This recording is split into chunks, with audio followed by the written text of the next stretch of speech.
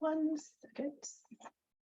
Okay, so with this, I'd like to go ahead and get started. My name is Brooke, and I am so happy to be joining in the conversation today and moderating the Institute's webinar, which before we get started, I'd like to ask everyone, if you are not already muted, please mute your line. And I apologize because I keep watching as people are coming in. But I would also like to say that we will be allowing time at the end of the conversation for some questions, so you'll be able to unmute your line at that time. Also, feel free to put questions or comments in the chat box, and I'll be following up with those as we go through the conversation. Today, joining us is Ingela Onstad of Courageous Artistry. She is a licensed mental health counselor and board-certified coach who specializes in working with high-performing professionals to master communication and presentation skills. Fun fact about Ingela is that she is a professional opera singer who continues an active performance career. As we learn through the transition from in-person to Zoom as a result of COVID, the naturalness of human communication is now challenged by our on-screen focused world. You may find that your in-person skills don't easily transfer to the on-screen charisma that you hope for. Today, Ingela will be teaching us tools taken from the entertainment industry to help us feel more relaxed, focused, and confident in our on-screen tasks. Ingela, I hand things over to you. Thank you so much, Brooke. I was just typing in the chat box my email address. This is a little bit of a longer presentation, and I do have to end right at the top of the hour. So I just wanted to make sure that I added my contact information for anyone, just in case I don't have much time for questions. But thank you for that warm welcome, and I'm really happy to be here with all of you today. As we were just saying, as some of you were logging on, that Zoom is here to stay, and it definitely can impact how we are communicating with people. And we've all sat in Zoom presentations that feel more fun and informative and engaging. And we have all sat in Zoom presentations that seem rather drab or dull. And I think we've maybe often even wondered, I wonder how this would have come across had this speaker been in person. Brooke, if you haven't already, would you mind? Oh, it looks like I am the co-host, so I can share my screen. Fantastic. So this is a little bit of a longer presentation today. I might skip some slides that aren't as important in the interest of time. Here we go. All right, a little bit about me. Brooke already introduced me. I also love how you added the fun fact about Ingela, Brooke. That was a new one for me, and I appreciated that. I'm a licensed mental health counselor and board certified coach. My background prior to mental health and coaching was as a professional classical singer. I sang opera professionally for many years. And I'm a licensed mental health counselor in the state of New Mexico. And now my business, Courageous Artistry, helps professionals who may be very competent and confident in most scenarios become even more competent and confident when they are getting up in front of crowds, whether that be on screen, whether that be in a board meeting, whether that be in a room full of people, a speech, a conference, etc. And I call my business Courageous Artistry because I believe that there is an artistry to what we do in how we present ourselves, and an artistry as well in how we are appearing in our professional world. And my goals for today are to help you understand some of the basics of communication, understand some of the pitfalls of on-screen communication, help you connect with clients. I could have put students here. I could have put any number of people. I originally created this PowerPoint for a group of public defenders in my state, so we might see a little bit of client language here. And also tips for effective on-screen communication that are both technical and psychosocial. But first, I'd like you to think, why are you here today? What would you like to get out of this? What is it that you're struggling with? And I hope that I'm able to answer those questions. And if not, at the end of the presentation, feel free to pop them into the chat box. I'm going to ignore this one. We're not going to take a 10-minute break. I will try to leave some time for question and answers at the end. But what I would like to start off with is And I can use this today just as much as all of you because I was running around doing a lot of things before I logged on today. Let's start with a breath that's going to help us feel calmer. This one will be great for me because, like I said, I was running around a little bit before logging on. And all we do here is take in an easy inhale through our noses and then hiss out our exhales like a snake. We can either hiss or we can blow like we're blowing through a teeny tiny straw. And when we do this a few times in a row, that lengthened exhale speaks to something in our system called the vagus nerve, which is responsible for calming. So if you're feeling like you could feel a little bit calmer right now, I would suggest you try that breath. If you are here and you're thinking, gosh, I'm a little lethargic, a little sleepy, we're going to try something called the bellows breath, which is just the opposite of the hissing breath, in which we're going to take in a big inhale, and then we're going to puff out our exhale very quickly.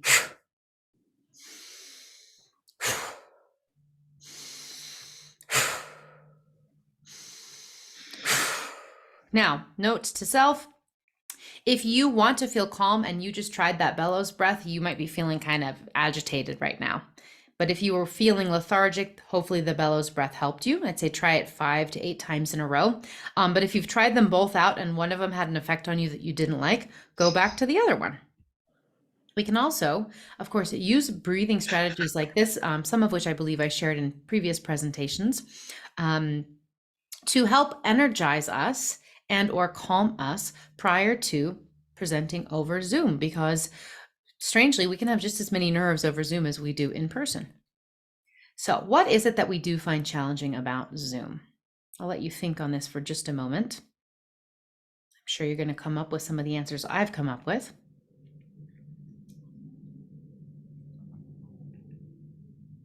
We can get a lot of screen fatigue or Zoom fatigue. I do a lot of Zoom meetings with my clients because very few of my clients live locally to me. So I spend a lot of time on Zoom staring at a screen, talking to people. Eye contact is a challenge about Zoom. Now, likely right now you are seeing my little picture in the corner. Maybe you're seeing the whole strip of people. I can't remember exactly how it appears on your side, and I know it's adjustable. I'm purposely trying to make eye contact with you right now, but I'm having to do so by staring directly at my camera. Whereas when we are meeting with people, there's a big room full of people, our eyes are darting around the stage because our brain, of course, wants us to make eye contact with folks. And what we're not realizing is that eye contact on Zoom is actually making eye contact with a camera, which feels very unnatural to us. Our body language can sometimes get lost on Zoom, or let's say we're in a meeting or a presentation and many folks have their videos hidden. I understand why we do this. I do it too sometimes. We are not able to pick up on the same amount of information in a Zoom room as we are in real life. We may also be experiencing some technological issues of lighting or sound or internet connectivity. This once again is for my attorney presentation. We can sort of be isolated in our own worlds in our offices. And we might also sometimes have compassion fatigue and burnout, where we've been sitting with people in Zoom rooms and we might not be able to process much more. Also, if we have any nervous energy, let's say I'm the presenter, such as today, if I was presenting on a stage or in a room full of people, I could move my body more.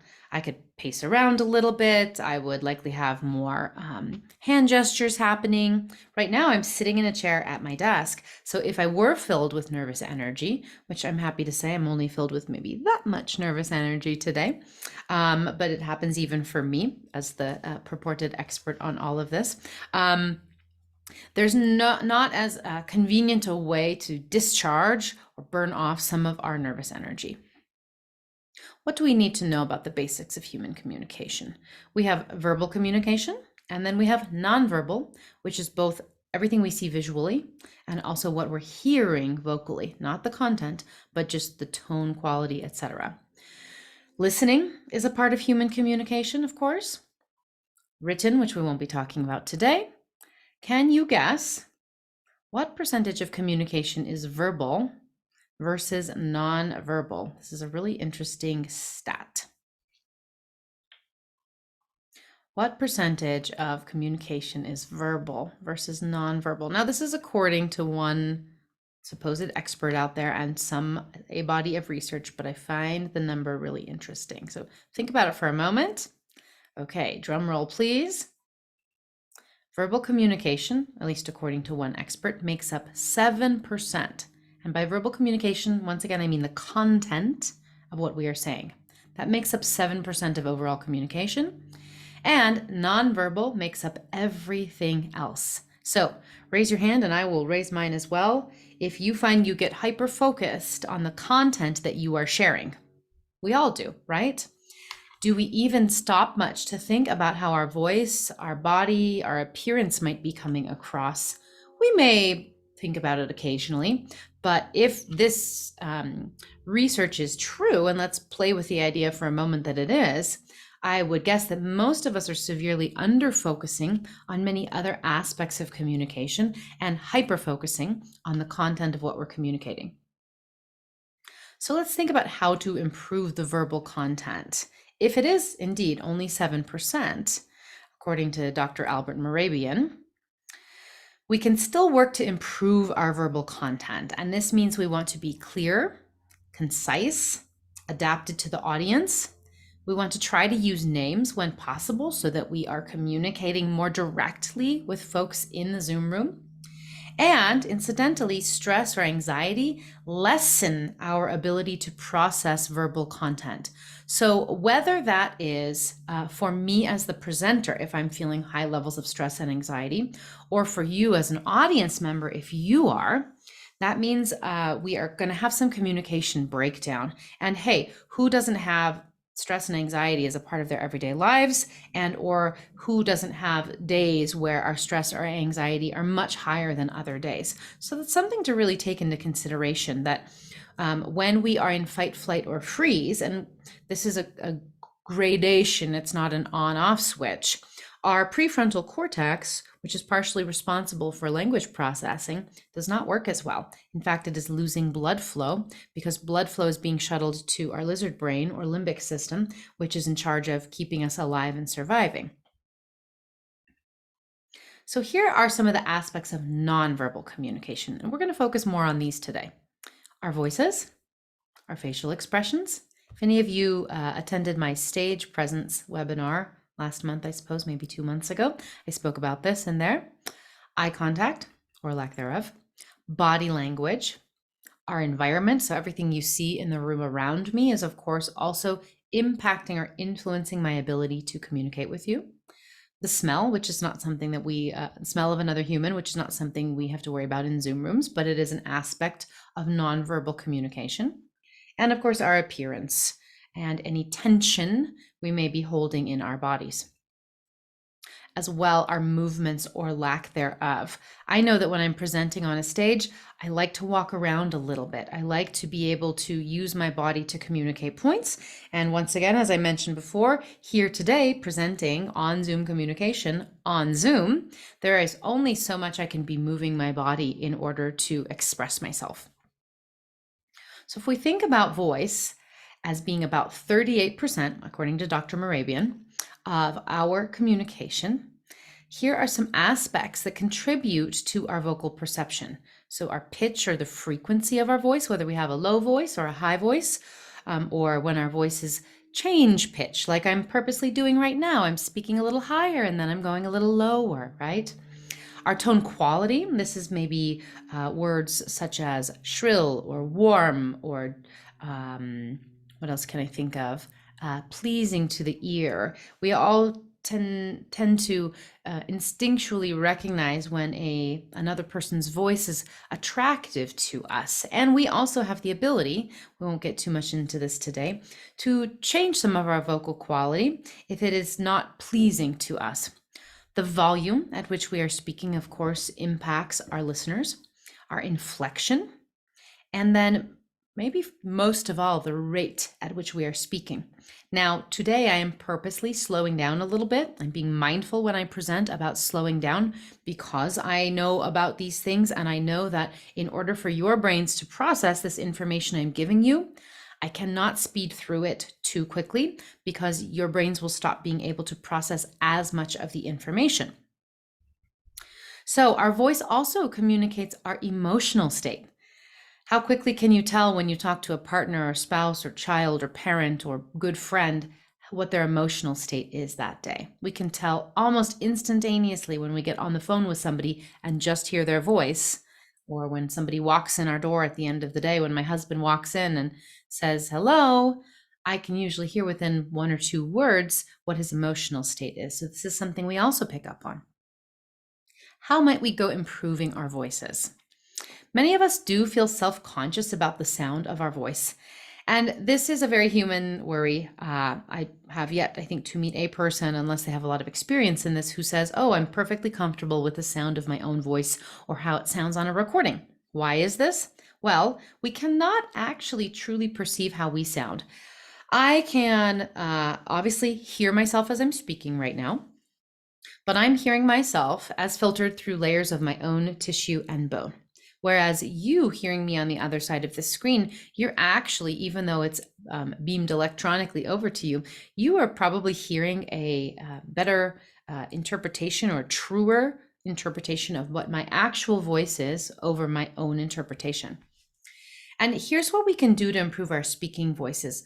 First and foremost, we just want to keep it really simple. We could visit an expert and work on things like this, especially if presenting or any type of oratory activity is a large part of our job. There are not only medical experts, but also voice teachers, voice experts out there that we can utilize. But we just want to be aware that if, let's say I'm popping on Zoom to do a presentation first thing in the morning, I want to make sure that my voice is a little bit warmed up. And I did some of these funny exercises with you on the stage presence webinar, but warming up the voice can be as easy as doing anything like this.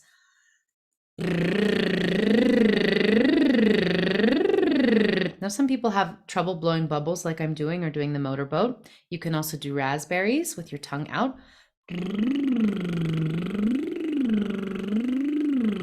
If you struggle with that, you can also do something like this. Open mouth sighing on some type of pitch, whether that's rising or falling pitch. I'll do it both ways for you. Ah. I'd encourage you, if you're in a quiet place right now or people can't hear you, to just let out a really easy sigh from top to bottom. Ah. We can also make it rise. Ah. Notice how my pitch is naturally rising and falling when I'm doing that. And just this act of making noise on a sigh like that is helping my voice stretch and get warmer, just like we would do before sports. We can also do some humming. Say like you're eating something really delicious. Delicious. Or we can do some singing. If you especially are in a place that's more private, or maybe if you are driving to work and you know you have a Zoom presentation that day, to do a little bit of singing in your car. You do not have to think you are a good singer or speaker or like the tone quality of your voice in order to actually treat it a little bit better and make sure that it's warm and ready to go before we are presenting something on screen. For rate, you don't need to memorize these numbers, but do know that 140 to 160 words per minute is ideal. However, when we are nervous or stressed, we often speed up to over 180. How many times have you sat in a lecture, whether on Zoom or in person, where the subject matter expert who is presenting is such an expert and or seems so nervous, or a combination of both, that they just start going really quickly and they just start rattling off everything and all of these facts, and they just go and go and go and go and go and go and go and go and go and go. Well, already you've lost a lot of your crowd because you are going too quickly for the crowd. So when in doubt, slow down. Vocal rate is obviously also influenced by region or dialect. If it's too fast, perhaps we're not even nervous, but if we are people who are fast talkers, we might convey a sense of nervousness that we don't mean to. And a vocal rate that is too quick doesn't allow us to take a pause, take a breath. We start taking faster and faster breaths, and oftentimes just even the act of taking these faster maybe more gaspy type of breaths can send us into fight, flight, or freeze, even when we weren't there before. So some ways to slow this down and be more mindful are to practice your presentation in advance in front of a mirror or in front of a friend and ask them for feedback. Am I going too quickly? If all of this material is new to you, friend, are you understanding it? Am I glossing over some things too quickly? Practice taking a brief pause to breathe in between sentences. So I just did that right now. I read off that sentence to you and then I took a pause. And had I not pointed that out to you, you likely would not have even noticed. Put a hand on your belly to see if you can improve your ability to breathe diaphragmatically, meaning lower down in the body. Sometimes we talk about this as being a yoga breath or a deep belly breath. Another way to think about it is as if we are inflating our abdomen on our exhale. But if we sometimes can even just put a hand on our stomach, it can be this easy reminder for our body from a kinesthetic or interoceptive perception to see if we can lower the center of our breath. A really high nervous breath tends to look like this. Blah, blah, blah, blah, blah, blah, blah, blah, blah, blah, blah, blah, blah. And then I breathe up here and my sternum yanks up and then I keep going and then I gasp and it's very noisy and you see the top of my body lifting up. We want to avoid that type of breath because even if we're not nervous, but we're doing that once again, it will cause more alarm to happen in the system. Another thing you can do is to try turtle talk, which is to purposely speak as slowly as possible when you are practicing to remind your brain and body that there are different options and ways to do things. Obviously, I say this is best done alone because it sounds quite goofy. As I mentioned before, don't be afraid to use pauses and silence to emphasize an important point. When we feel nervous, we tend to speed through things or we tend to worry that we're boring people and we tend to go faster and faster. But if we really utilize a pause for an important point or even just for a little break for ourselves, most frequently our audience does not even know that. Now, if we're talking to somebody in a Zoom call or we are in an interview or whatever other scenario you can think of where it's more of a two-way conversation, when that person we are speaking to seems very agitated or stressed out, they will often feel speedy and agitated, and we sometimes will speed up as well because we tend to mirror or match the people that we are interacting with, even on a screen. So some of the aspects of nonverbal communication are, of course, facial expressions, eye contact, body language, gestures, environment, appearance, tension, and movement, as I mentioned before. This tends to make up, according to Dr. Morabian, 50-ish% of communication. Now, when we are on Zoom, we need to think about what our body is communicating. And so we can ask ourselves, even before we log on, how am I feeling in my body at this moment? We take a brief moment to check in. Do I notice any major tension in my face or body? If I looked at myself in a mirror or on screen, what do I think my body might be conveying to another person? And we don't have to feel 100% relaxed in order to recognize, oh my goodness, I'm carrying my shoulders up by my ears. And what if I were just able to drop them back down so that my body is not giving away some of my internal tension? And you can, before you log on, take a moment to roll your shoulders. You can do it forward and backwards. You can shrug. You can take the pads or knuckles of your fingers and massage common places of tension on your face, like your jaw or your temples. We tend to carry a lot of tension in our temples, sometimes in between the brow. And then another way to ground ourselves in the moment and create greater overall feelings of calm is to just pay attention to where you feel your body making contact with either the floor or the seat that you're in. And it's just this moment of checking in and being aware of where our body is in space and honing in on that part of the body, like my thighs and my behind that are sitting on the chair or my back, and taking a moment to sense that, to bring my awareness, the flashlight, if you will, of my awareness, to shine it on my body so that I can help get out of my head and also feel calmer and more grounded.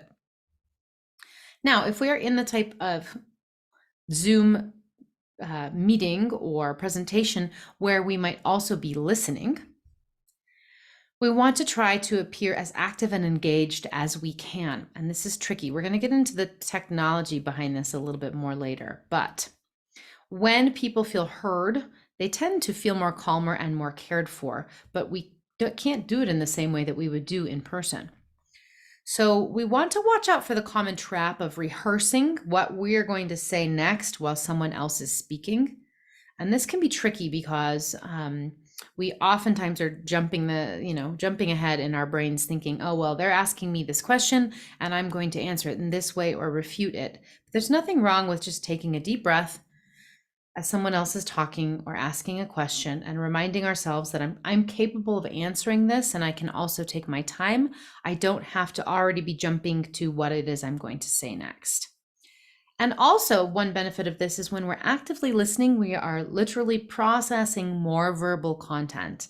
So when we are calmer, when we can make sure to breathe while we're listening, we are able to process more of what is being said by others. Another way, of course, to convey that we are listening are things that we naturally do in person, but we might call them go-ons in the therapy world. We might be nodding or making eye contact. And once again, I'm going to put eye contact in air quotes because eye contact with all of you folks right now, for me, is looking into the camera. We want to be aware, is my body relaxed or do I appear tense? Am I closing myself off? Am I hunching over? Then we also can have an awareness of our breath. And the verbal go-ons, which can be impacted by technology because it's not always a clear switch over from mic to mic in Zoom. When we're listening actively in person, we tend to say things like, we might say yes, or I see. And then we can also verbally repeat back aspects of conversation to confirm that we have indeed heard the person and understood. And we can literally do this as true to what we heard as possible. We don't even have to rephrase it in any way. We can say, so-and-so, you asked the question X, Y, and Z. And that helps our listener feel very heard and cared for, because even if we are just repeating back verbatim, it shows our listener that we have actually been actively listening. Okay, I'm going to skip this part.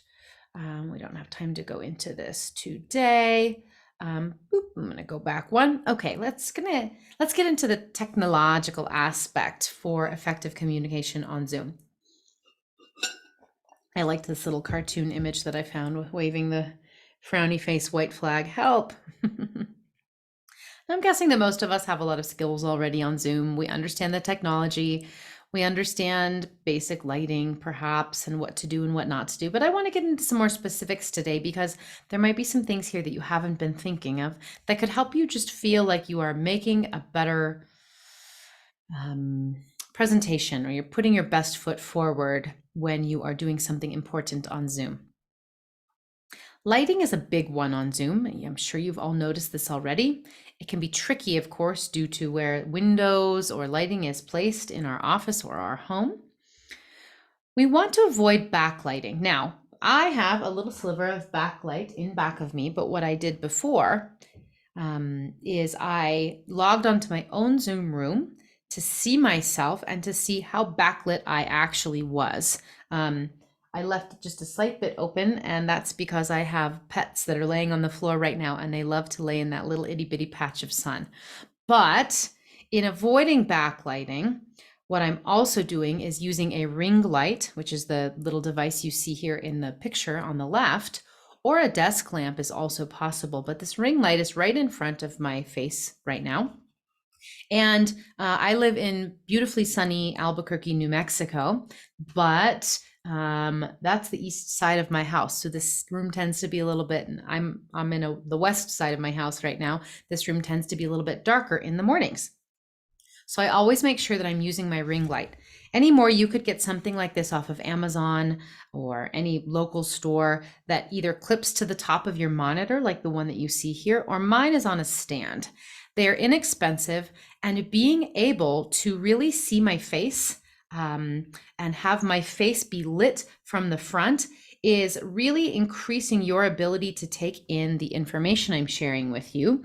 And it's increasing your ability to connect with me, whether you realize it or not, because you can see more of me and my body language and my face. I'm going to turn this light off for a moment so you get the impression of what it looks like and how much you're missing if that light is off. Okay, so now you see my face just went into some shadow. I do have a window to the left of me, but you're missing the right side of my face a little bit more now.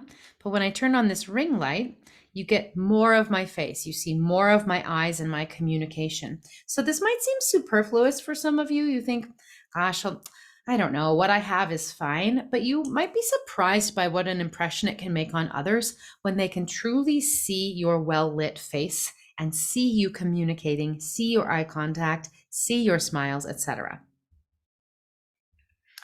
You want to avoid as much as possible, some of this isn't always in our control, really harsh overhead lighting or side lighting. I kind of gave you that little demonstration before when I turned off my ring light, that I was then lit more from the side. So this part of my face tended to be in shadow. So you're already missing a lot of information from me. When we have really harsh overhead lighting, it tends to cast a lot of shadow down onto our face.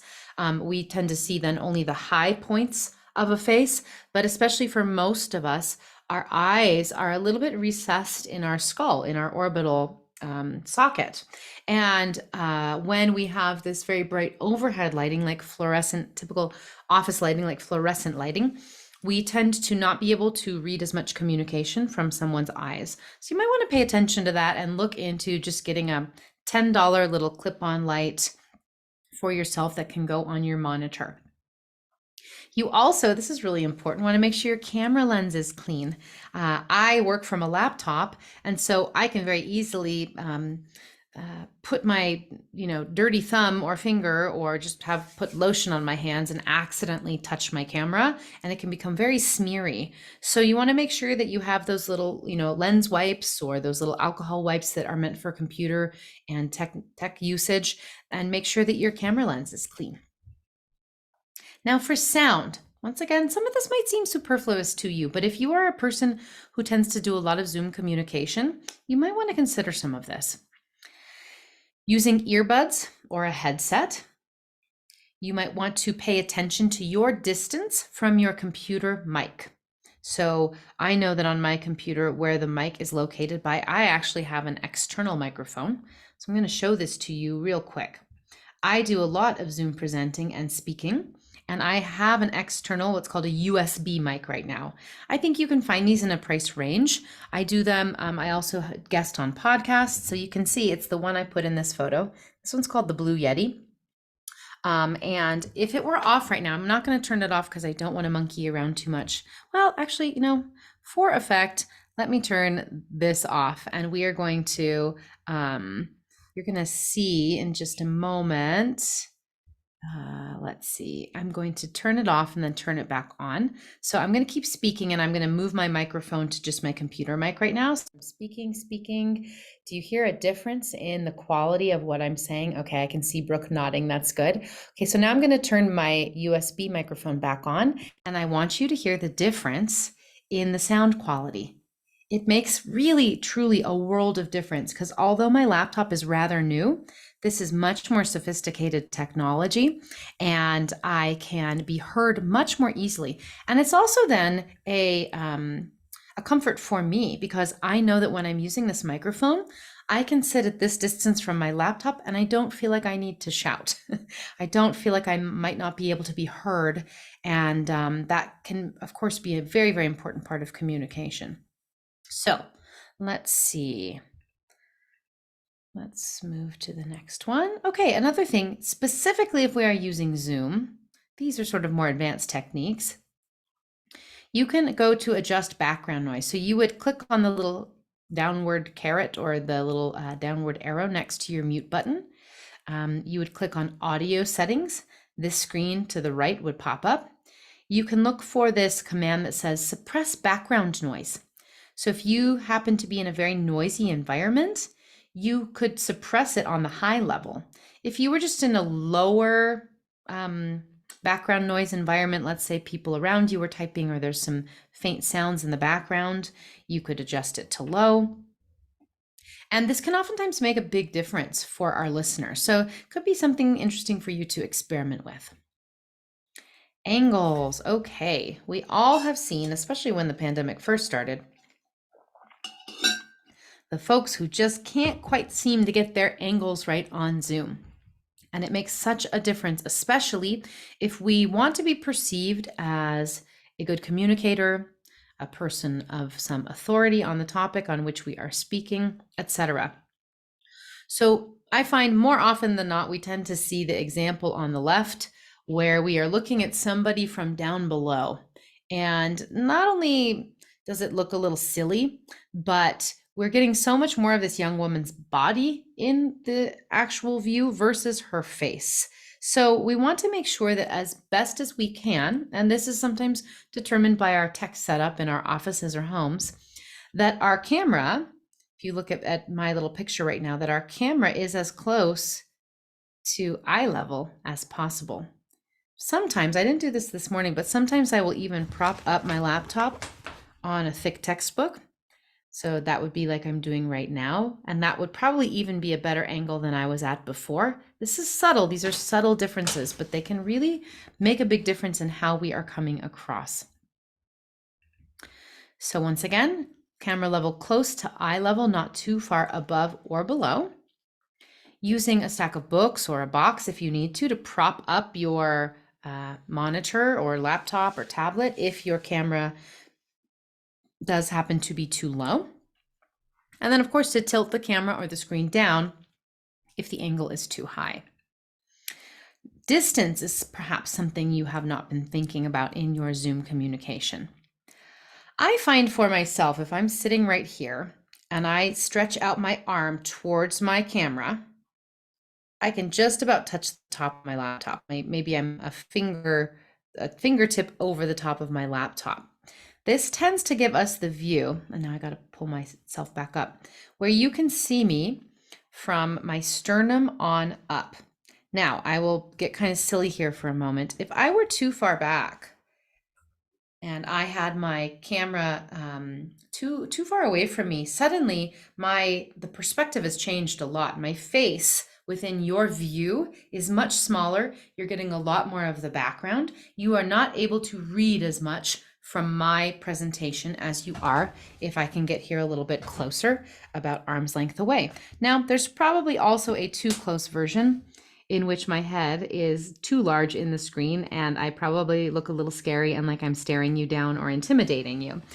So we do, I find, want to make sure that we have a little bit of our body in the view because it helps our audience read who we are as humans. If you can see at least my shoulders and my sternum, you're able to see whether I'm really tense or whether I'm relaxed. And it gives our listener more information to read. And our brains like that because we were built for in-person communication and not Zoom communication, of course. Like I said, try to have yourself in the picture from the collarbones or chest up. If you're too far or too close, your audience is losing valuable information that they can read from all of this. And then another thing, and this is, gosh, I think this one can make such a big difference. I really highly suggest it. Did you know, if you're not doing this already, that you can hide your self-view? So right now, I do not see myself on this screen. I have shrunk the box down. Even when I'm having client meetings that are just one-on-one meetings, I hide my self-view. So not only does this allow my client's face to take up the whole screen, it prevents the constant staring at ourselves that we all tend to do, whether we think we're vain or not. There's some fascination that our brain has with looking at ourselves. So I'm pretending right now as if I am presenting to you, but then my self-view is on. My eyes would naturally be very drawn away from it. So if you click on the little three dots at the top of your view, you can go down and say hide self view. Now, you might not want to do this right away. You might want to be able to see yourself and say, am I positioned correctly? Does my lighting look good? Is my backlighting too much, etc.? Do I need to comb my hair? Whatever we may need to see. And then we can turn the self view off once we feel like we're well situated. Right, so Zoom automatically shows that mirror image of ourselves. We would never hold up a mirror and look at ourselves during in-person communication. So why is it sort of this habit we can't get out of on Zoom. Okay, I walked you through those steps already. Now, as I mentioned, when I'm speaking one-on-one with someone, I will hide my self view and then I will see their whole picture on the screen, which is also good. It helps me read their body language more. You can also use your mouse. Let's say you are presenting something, like I'm presenting this PowerPoint right now, but I still may want to have somebody's face that I can see that I'm communicating with. You can drag that person's little view. You can, hover your mouse over the video of that person, and you can drag it as close to the top of your screen as possible.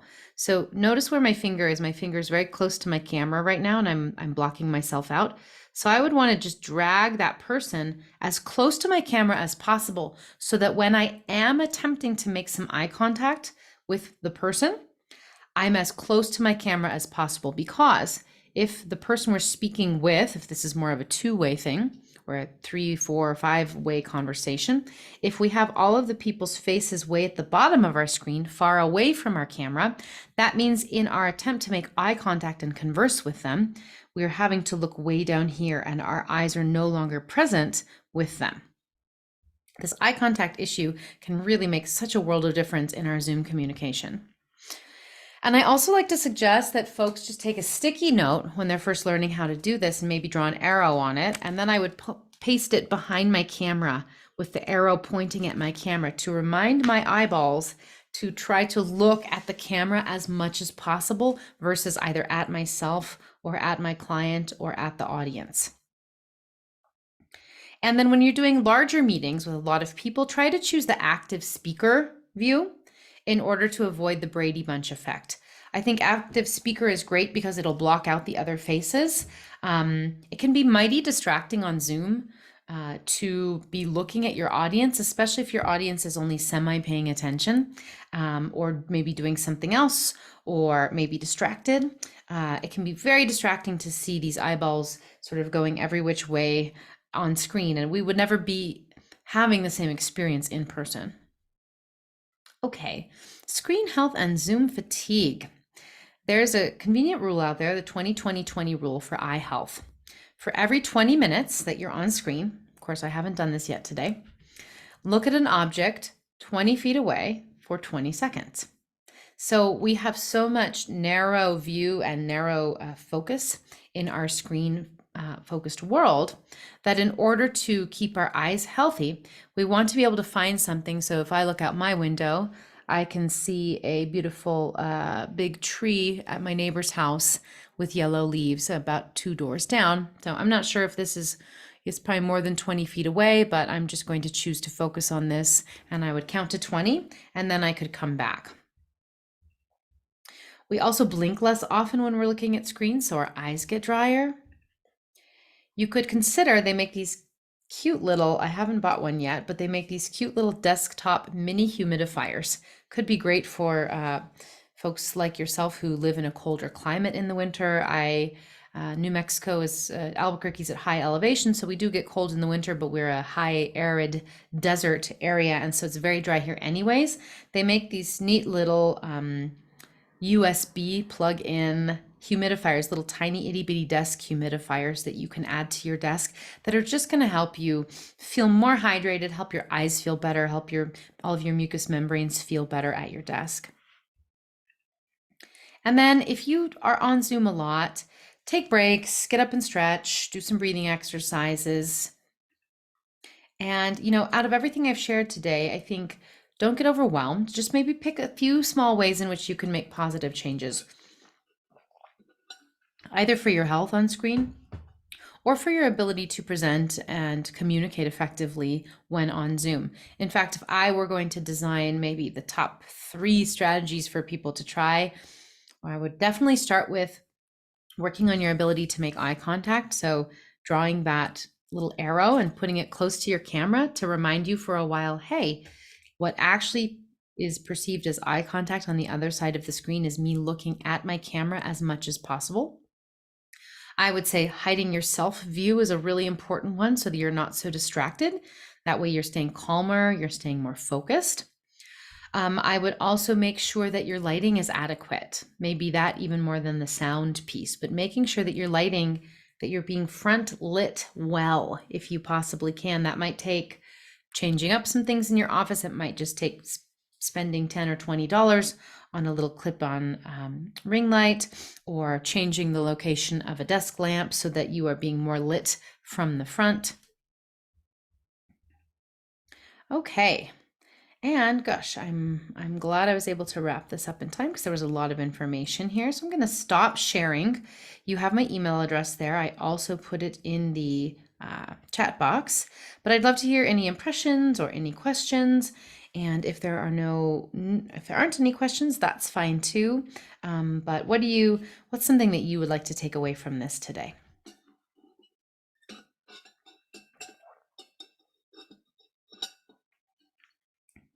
Feel free to take yourselves off mute.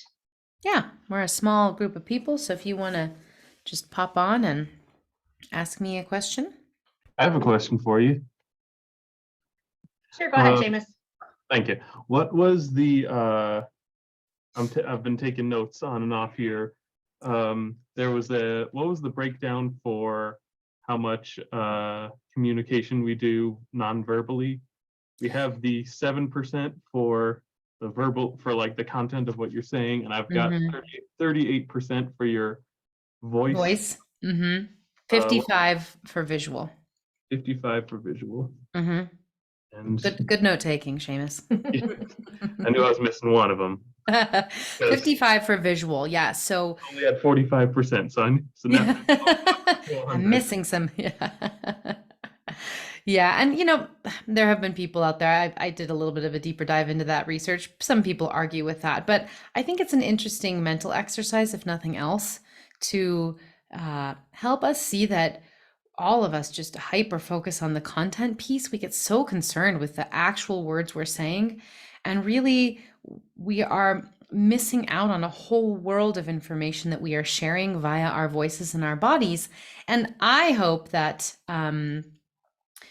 what this information gives all of you is it gives you maybe a wider color palette to choose from when you're presenting, and it helps you realize that rather than spending so much time monkeying with the actual words that you're sharing, that slowing down the words that you're sharing, making sure that your face and eyes are well lit so that people can read more of you as a human, are going to help all of your points come across even better. Thank you.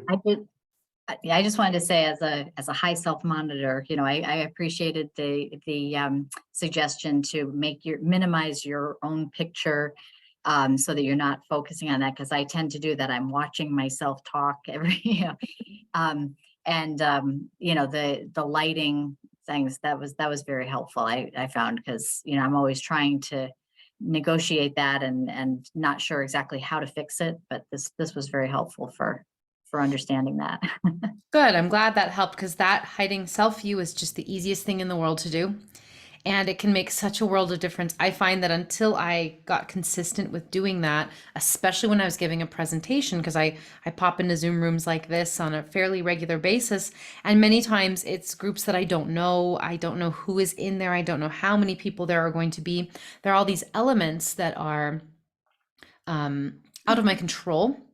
And, it's sometimes that you're seeing people looking very distracted, or you can tell that they're doing other work. And so the more we can just sort of hide everybody when possible, the better off we can be. Now, I will say it takes some getting used to, like in this presentation. Now, I've done this dozens of times, so I'm used to it. But when I shrink down all of the views so that I don't see anybody's face, I have to work on my feelings of trust that there are actually people there and that it's going well. And I have to remind myself, if just because I can't see the folks' faces doesn't mean that they can't see and hear me.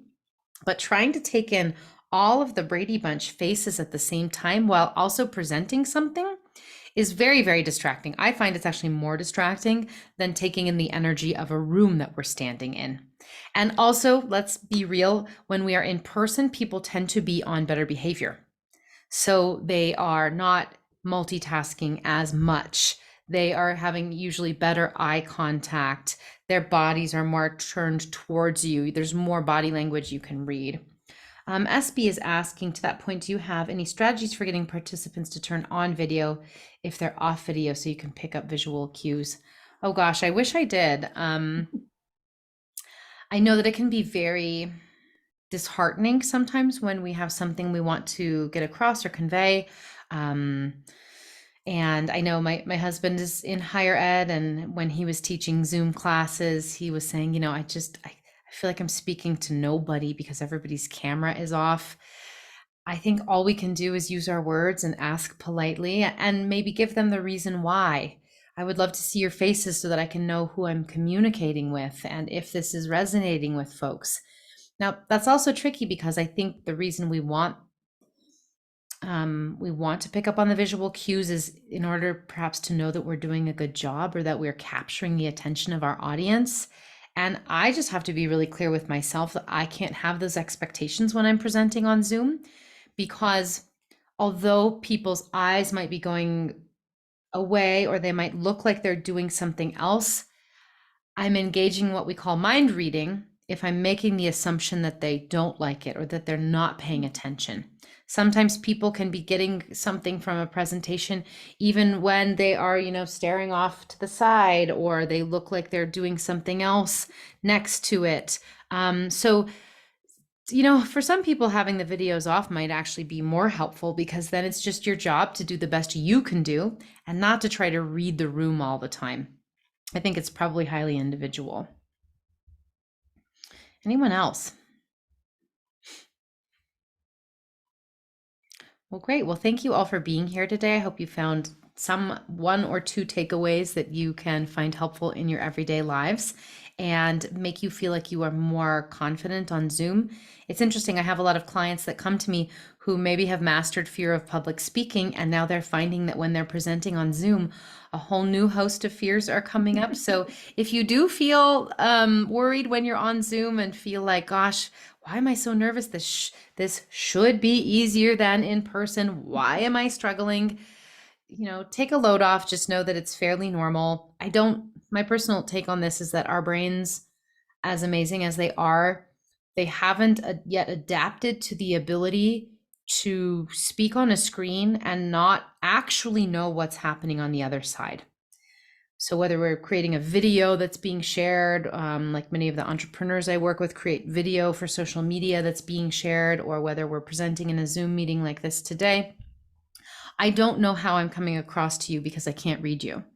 Many of you have your cameras off, and that is totally fine. So I have to make the decision for myself that I believe in what I'm presenting. And if it resonates with you, great.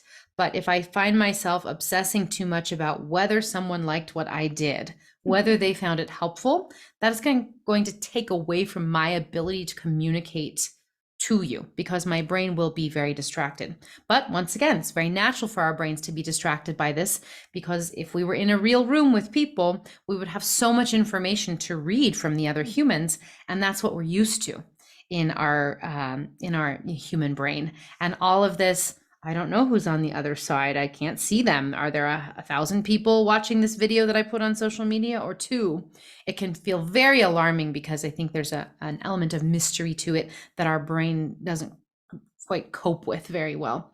So yeah, thanks again for attending, and reach out if you ever want to ask a question or to talk about my services. I always offer a free 30-minute consultation call to folks who might be interested in learning more about how my coaching can be helpful to them. And I hope you all have a beautiful month of November. Happy 1st of November. Great. Thank you all for attending. And I know I walked away with some great information, and I'll be making sure that I've got the right lighting and the right microphone. So thank you all for the time. And we'll be sending out, feel free to check out the Institute website for more information. And after the new year, we hopefully will see Ingela back for some more opportunities. So have a great Sounds one, great. everyone. Bye-bye. Thank you. Bye-bye.